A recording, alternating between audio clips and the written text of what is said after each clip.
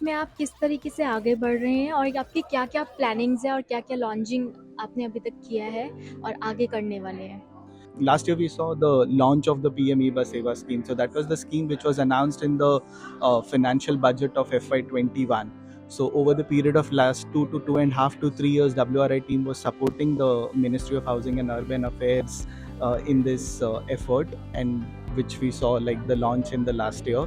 Now yesterday in the evening we saw the launch of PM E-Drive, which again was sort of looking for the deployment of 14,000 e-buses.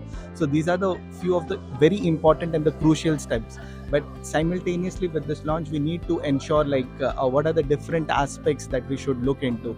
So one of the things that we launched today was this financial paper. So it looks into like if India collectively is looking for the launch of say 30,000 buses or 50,000 buses, what is the overall financial requirement?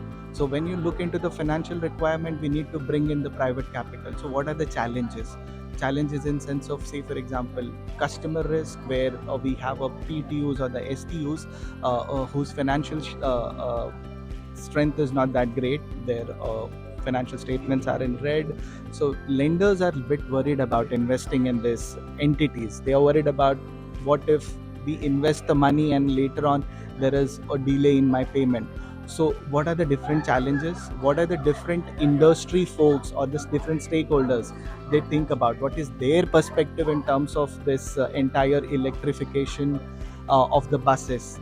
So this is what the paper covers, like the perspective of OEMs, perspective of the operators, perspective of lenders, what are the major challenges that they see in the sector. So this paper covers about like the different risks that are associated with the deployment of e-buses and how to overcome it sort of. So this paper covers this. So this is one of the aspects. The another is when most of the cities or the STUs, if they are deploying it, how efficiently we need to deploy it, how to plan for it. So say for example, during our panel we saw the, I think Patra sir or the Surya Kiranji have highlighted like the what are the challenges in terms of the charging infra assessment. The cities are not in the position to assess that. So this tool will sort of help them in assessing how to what sort of infrastructure or the upstream and the downstream infrastructure is needed. How we can optimize this, because these are very cost-heavy investments, and once you do it, it will be really difficult to go back on it. So it is very important to plan and deploy it rather than just doing it in an ad hoc manner, and not as an individual depot, but we need to look at a collective system as an ecosystem how to do. So this tool will help us in that. So this tool that we have planned, we are planning to keep it open, like any of the city who wants to use it or any of the academicians to further build on it, we'll keep this tool open so that everybody can use it and contribute to this. It is designed in a sort of a modular fashion, like there are different modules as per the requirement they can use this tool. So this is another thing that WRI India is currently supporting on the Surat, but ultimately it is like the tool is a generic enough for it to be used by any other city. Apart from this, there are different initiatives that WRI India is currently working on. So say for example, all of the panelists covered about the battery technology, like how it's evolving. So I think couple of months back we have launched that battery paper, the research that covers like how's the life of battery evolving over a period of time.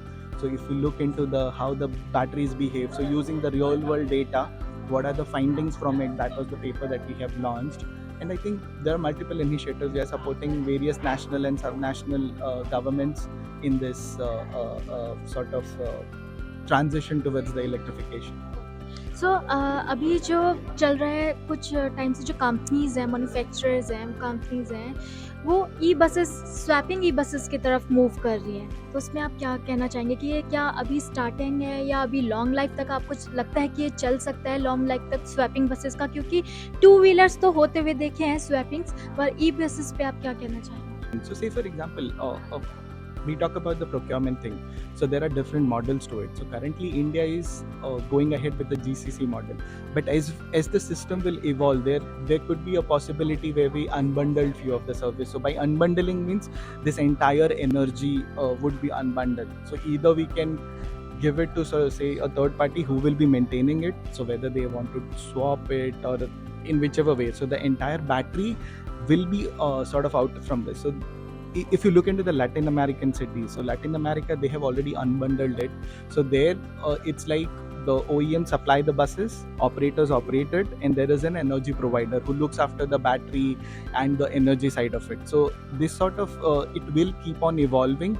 So say for example, if I talk about the India experience at this point of time, so here also we started with the GCC model where like it has been restricted, like OEMs has to be part of it throughout the life to address the technology risk of it. But slowly we are seeing the participation of the leasing entity to bring in the private capital.